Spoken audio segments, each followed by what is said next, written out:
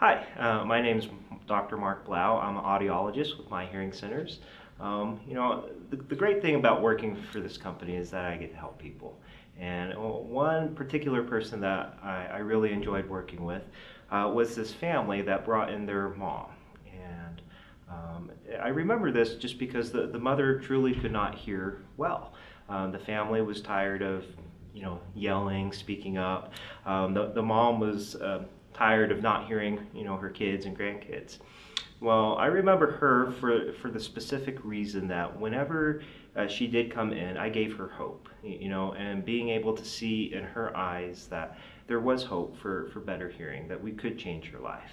And after she came in to get her hearing aids, I asked that her family come in with her so that we can program it and really show her what she was missing and what she should have.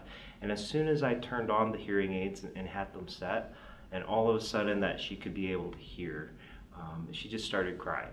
And it was a very heartfelt moment for me because this is why we do this. We want people to hear well because we understand that hearing loss doesn't only affect that individual, it affects everyone in their life. And being able to give her the ability to hear and to be able to see how it changed her life, and being able to hear her husband and her children for the first time in years was just so touching. And that's why I remember that so well, as opposed to all the other people that we work with. So. In your experience, when is it time for them to visit an ENT, and why should they? Oftentimes we'll refer to an ear, nose, and throat doctor for a medical referral if their hearing loss or the test results that we see indicate a need for a referral. Those referrals are necessary if we see asymmetrical hearing loss that's different between the two ears, where we don't truly understand the etiology of the hearing loss or what caused the hearing loss. So those underlying factors need to be treated or at least looked at through an ear, nose, and throat doctor's medical opinions. All right, so sometimes clients can, or individuals can have reservations coming in to see a doctor for the first time to get their different hearing aids. And so what would be your advice to them if somebody's in this situation? I would definitely say the best thing that they can do is just to be open and honest with me.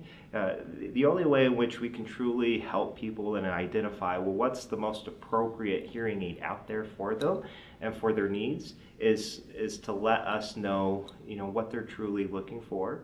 A lot of times people's reservations can be resolved really quickly just by a quick question, and we can overcome that and put them at ease. Because when they hold back on those reservations, it kind of sets them back as far as the outcome that they'll have with their hearing aids. Because oftentimes it will just be in the back of their mind, well, I'm still worried about this or that, where in true reality, if they would answer it or ask it and we can answer it for them, we can put them at ease, and then the overall benefit from the hearing aids and the experience that they'll have will be much better. Fabulous. And last question, what motivates you to do what you do?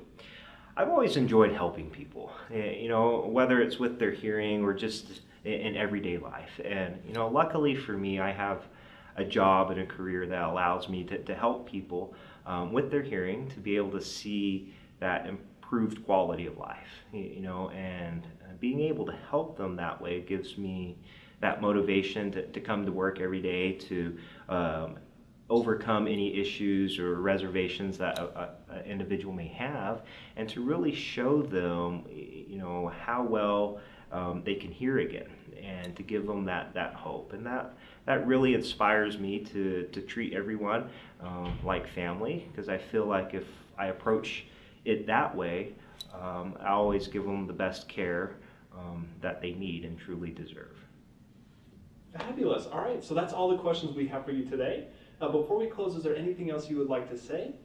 I would just say that hearing loss, it affects millions of people in the U.S. today, as well as worldwide. And with that, we have a better understanding of the effects of hearing loss. Oftentimes people just feel like, you know, if I can't hear, it's just me. Well, the unfortunate thing is, no, it's not. It affects everyone around you, whether it's your family, whether it's your friends, and a lot of times people have learned to adapt to help them hear.